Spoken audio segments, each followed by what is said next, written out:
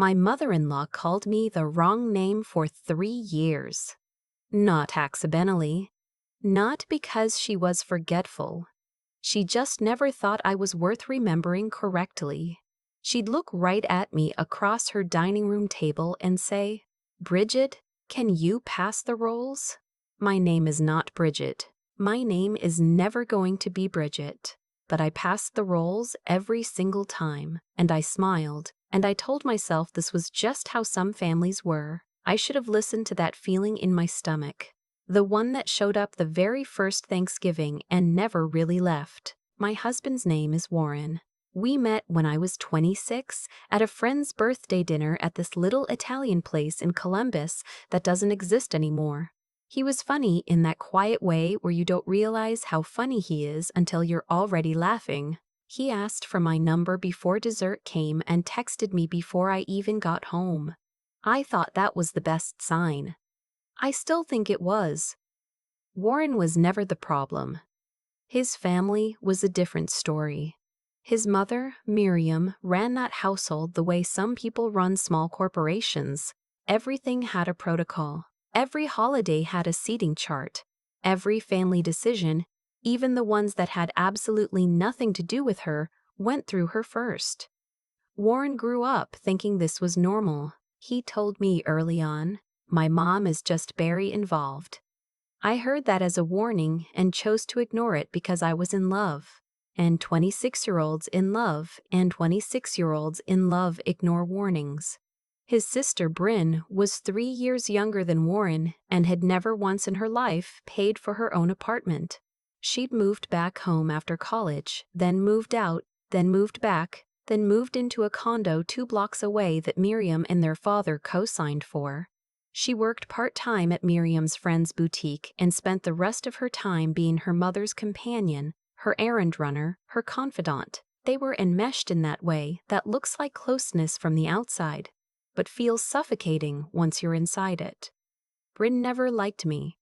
She was polite about it the way people are polite when they're performing politeness, rather than feeling it. She'd hug me hello and ask about my job and then turn back to Warren and talk to him like I'd already left the room. I told myself I was being sensitive. I told myself it just takes time with some people. Warren and I dated for 2 years before he proposed. We were in our apartment. A Tuesday night, pasta on the stove, nothing special happening. He got down on one knee in our kitchen and I cried and the pasta overcooked, and it was perfect. I called my mom before the water was even drained. Miriam's reaction was different. Warren called her that same night and I was sitting right next to him on the couch. I could hear her voice through the phone, that particular tone she had, measured and careful. She said, "Well, that's wonderful news, Warren." The pause before wonderful lasted about a second too long. We got engaged in September. By November, Miriam had already started making comments. Little ones at first. "Have you two thought about whether you want a long engagement?" And of course, the Hendersons did their wedding at the club. It was really just the most elegant thing. The club meaning the country club her family had belonged to for 30 years. The club I had never set foot inside. The club where our wedding would apparently need to be held for it to count as a real wedding in Miriam's eyes. Warren and I hadn't talked about venue yet. We'd been engaged for 6 weeks. But suddenly we were behind, apparently, because Miriam had a timeline in her head and we weren't meeting it. I worked in healthcare administration. I managed billing for a mid-size orthopedic practice. It was not glamorous, but it was stable, and I was good at it. And it paid well enough that I had my own savings and my own car, and had been paying my own rent since I was 22. My family was not wealthy. My dad drove a delivery truck for 23 years. My mom was a school secretary. We were comfortable. We were fine. We were not country club people, and we never pretended to be. Miriam knew all of this, and somewhere along the way, it started to matter to her in ways she didn't say directly, but found 100 indirect ways to communicate. "Your family is from Cincinnati originally, right?" she'd ask. Which sounds innocent until it becomes a pattern. Until you realize she's asked that same question 4 times in 6 months. like she's hoping the answer will change. Warren's father went to Ohio State, she'd say, completely unprompted, followed by, "Where did you study again?" "I went to a state school in Indiana on partial scholarship." I said this clearly every time. She nodded like she was filing it away under a category I didn't want to know about. I started planning the wedding anyway. I found a venue I loved, a renovated barn outside of Columbus that had these gorgeous exposed beams and string lights and a wraparound porch. It fit 150 people. It was exactly what I wanted. My mom came with me to see it and cried in the car on the way home because she said it was so beautiful. When I showed Warren the photos, he loved it. When he mentioned it to Miriam, she went quiet on the phone and then said, "A barn." Not a question, just those two words. Things shifted after that. It was small at first.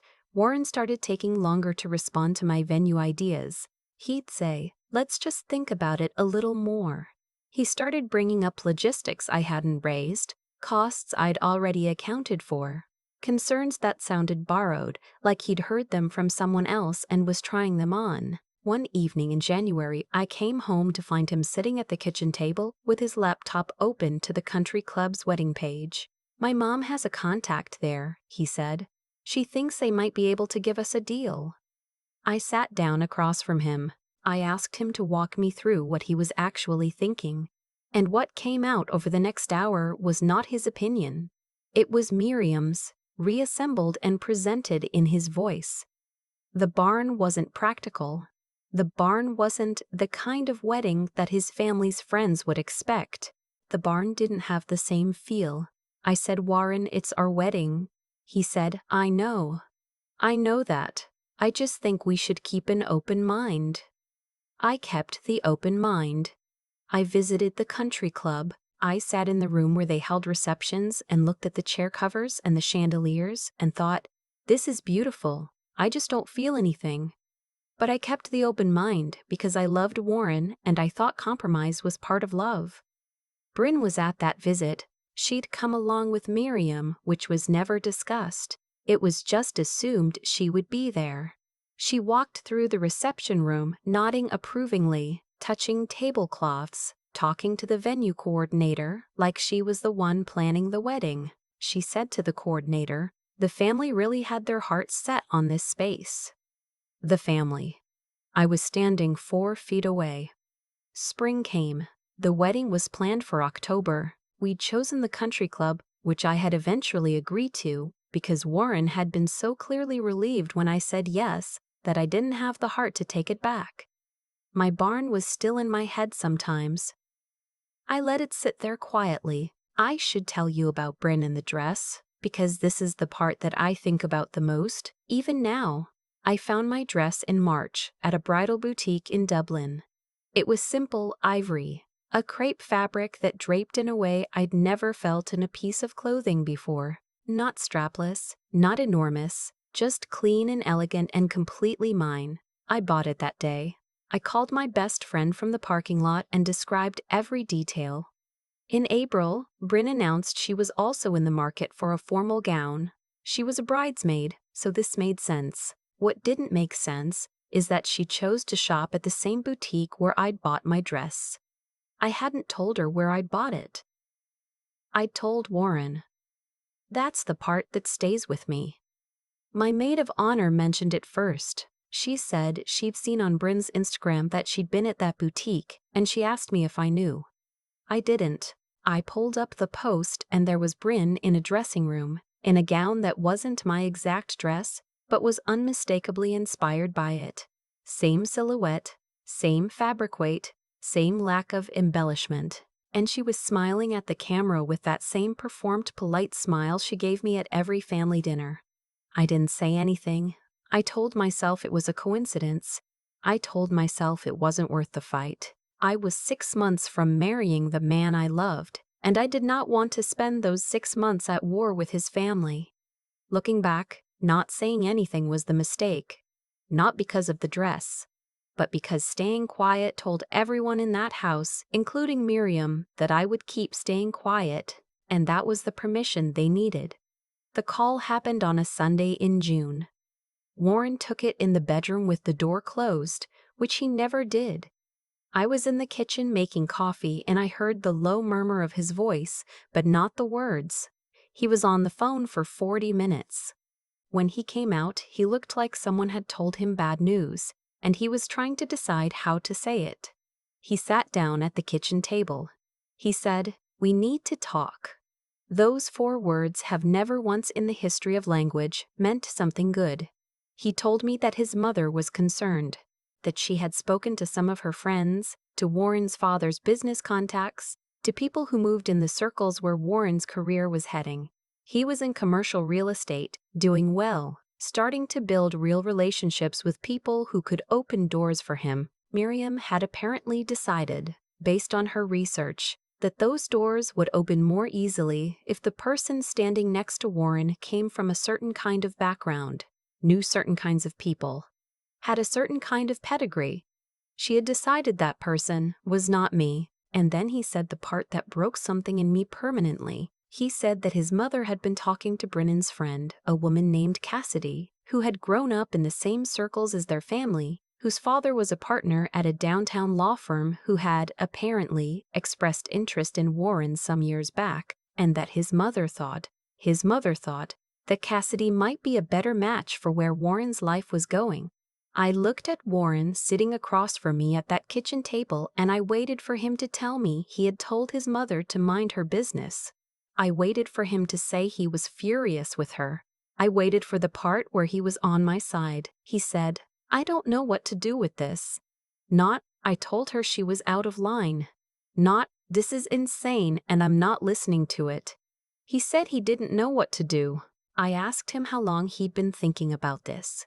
He said his mother had first brought it up 3 months ago. 3 months. He'd been sitting on this for 3 months while I was mailing save the dates and picking centerpieces. I got up from the table, I walked into our bedroom, and I sat on the edge of the bed, and I stared at the floor. And I heard myself say out loud, to nobody, "Okay." Not okay, as in, I accept this.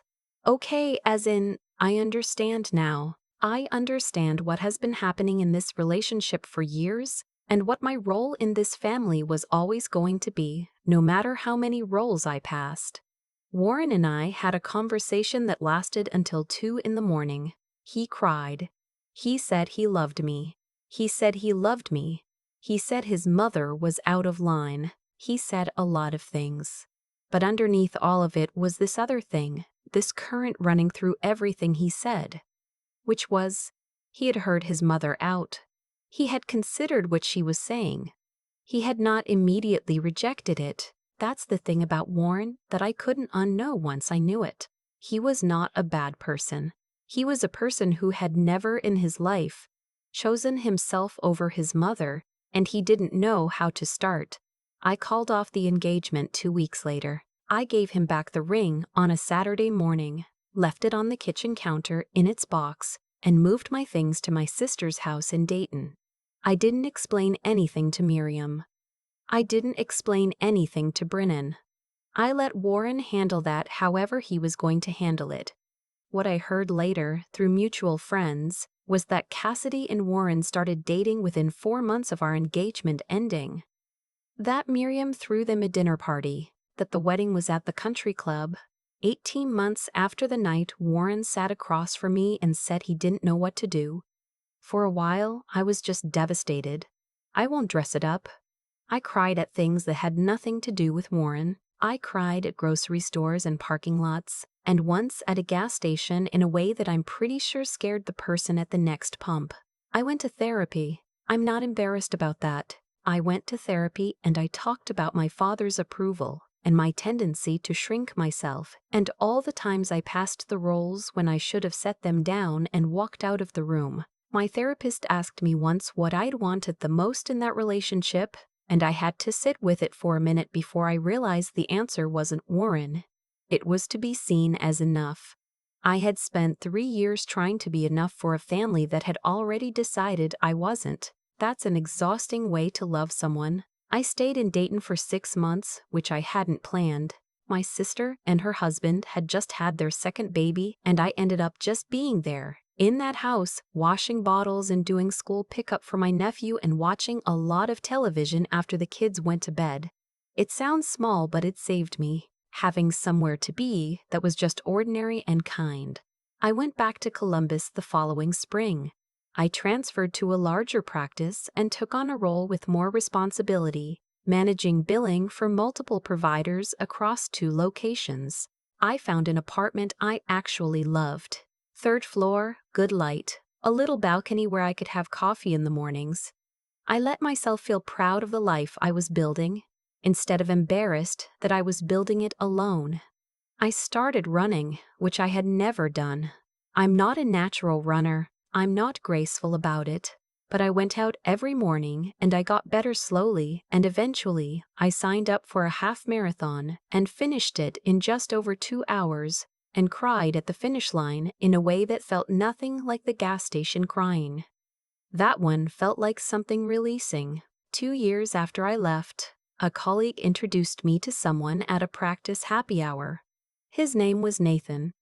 He was a contractor, not flashy, had this straightforward way of talking about things that I found immediately restful.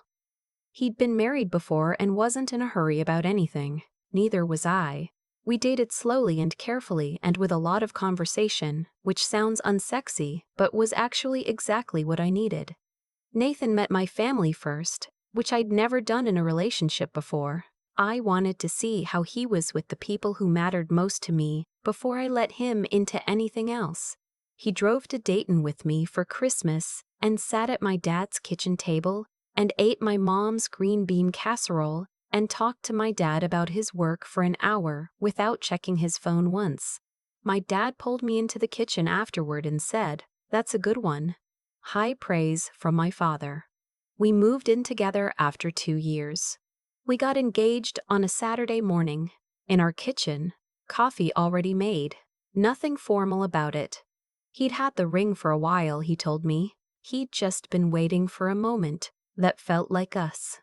A regular Saturday. That was us. We got married in October, 3 years after my engagement to Warren ended. Not at a country club.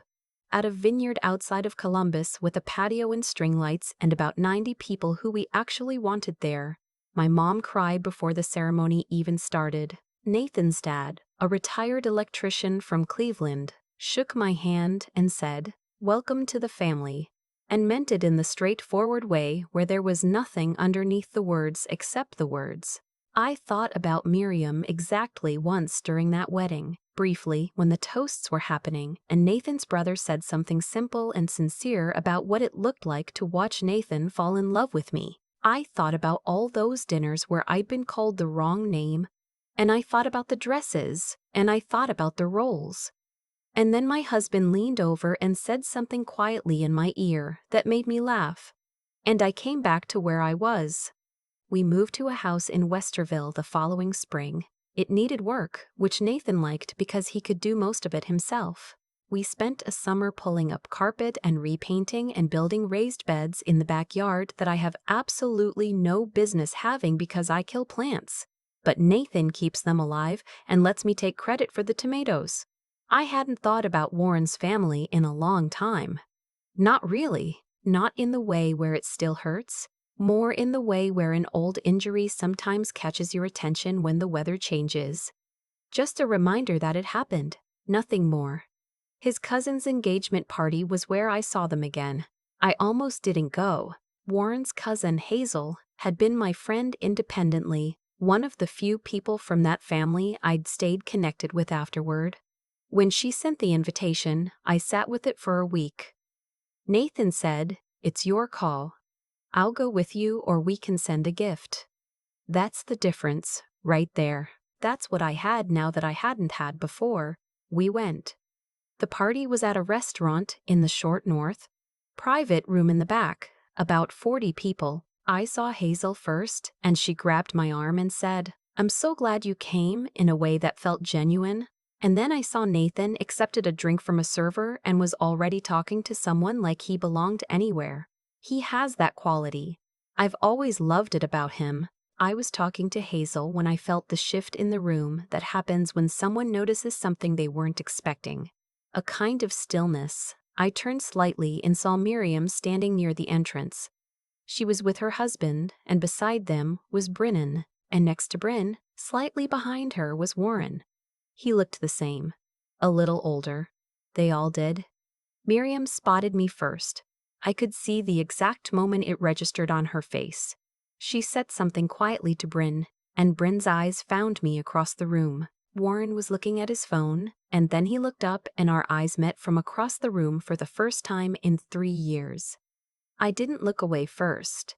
I want to be clear about that. I held it, just for a second, just long enough to feel nothing particular about it. And then Nathan appeared at my elbow with a drink for me and said something in my ear about the bruschetta, and I turned toward my husband and laughed. What happened next, I only partly saw. Hazel told me the rest. Miriam had apparently asked Hazel's mother, in a low voice, who I was there with. Not who I was. Who I was there with. Hazel's mother, who knew the whole history and had opinions about it, had apparently smiled and said, her husband, he does the restoration on that new development on 5th. Which was true. Nathan had been part of the crew on a high-profile commercial renovation that had been in the local paper. Nothing glamorous. Just good work that people noticed. Bryn had looked over at Nathan for a long moment. Then at me. Then back at Nathan. Warren had left the party early. Hazel told me this later, with a kind of quiet significance, like she wanted me to know without making it into something. I don't know what Warren feels. I'm not sure it matters anymore.